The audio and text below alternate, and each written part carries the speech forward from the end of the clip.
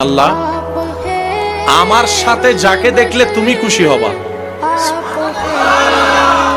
আমার সাথে যাকে দেখলে তুমি রব হিসেবে খুশি হবা, আল্লাহ তুমি আমাকে তাকে দান করো।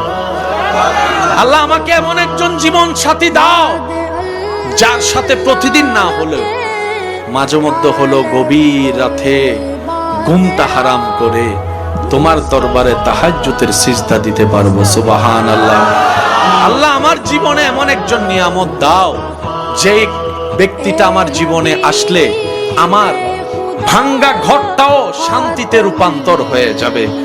আল্লাহ আমার জীবনে এমন একজন সাথী দাও যেই সাথীর পেট থেকে, যার মাধ্যম থেকে আল্লাহ তোমার প্রিয় বান্দা আও ওয়ালাদিন সালিহিন ইয়াদউ লাহু এমন সন্তান দুনিয়াতে আসবে, এমন নেককার জীবন পার্টনার আমাকে দাও। বলেন সুবহান।